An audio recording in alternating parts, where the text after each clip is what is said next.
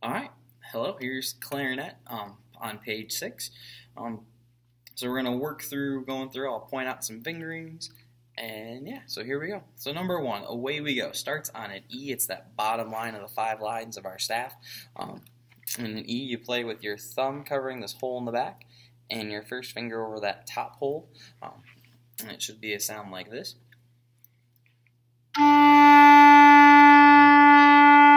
Alright, and you want to try to keep your fingers as close to the holes as you can.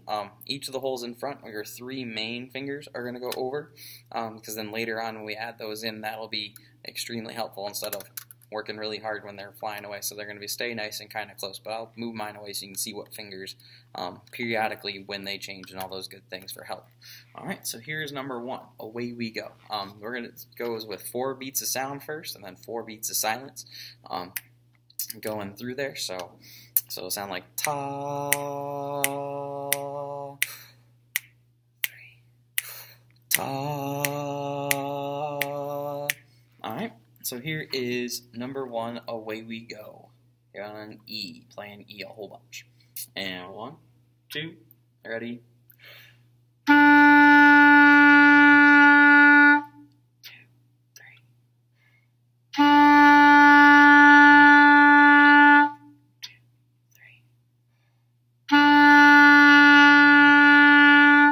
2, 3. 2, 3, 4. Alright, there is number 1. Away we go. Alright, next up, and since I can't really snap my fingers while I'm playing, I'm going to get out my metronome app, which just acts like my finger snapping.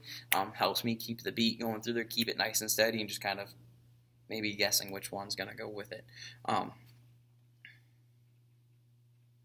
So number 2 going up is on a D, is on an F. So like your E, same fingers, using in your left hand, except you don't need your first finger down. So it's just your thumb covering that back hole. And that F is going to sound like this. All right. So here is number 2 going up, and make sure my volume is up. And 1, 2, number 2, and ready.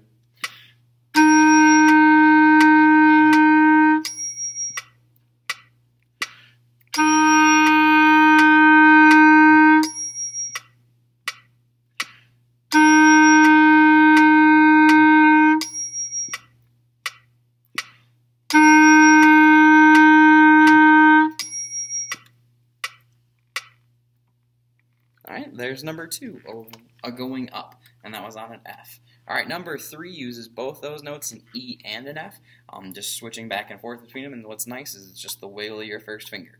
So it starts on E, E, rest, 2,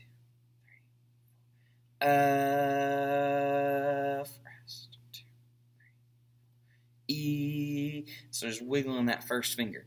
But it carries the same rhythmic pattern, 4 beats of sound followed by 4 beats of silence. So here is number 3, count me in. And 1, 2, here I go.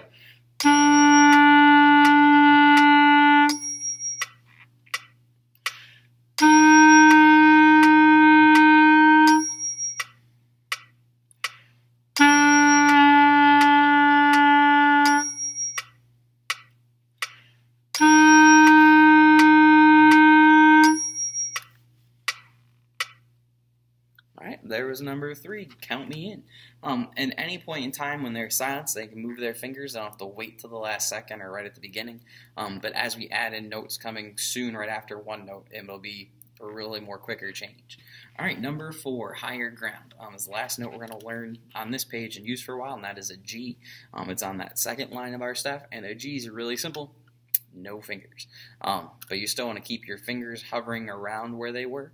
That way, when we eventually add in notes, they're right there. They're used to it instead of like going away for G and coming back, then that extra arm motion or something.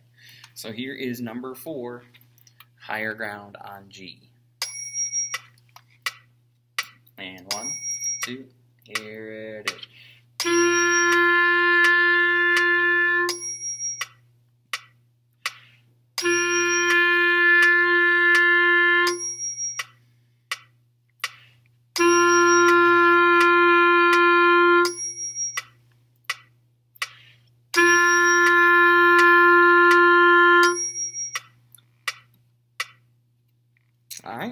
was G.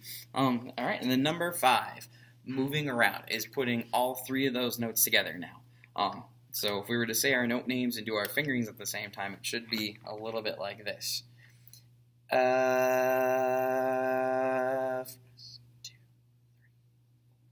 3. E, 2, 3. G, 2, 3. F. All right, now here it is with the sounds. And 1, 2, ready. 2, 3.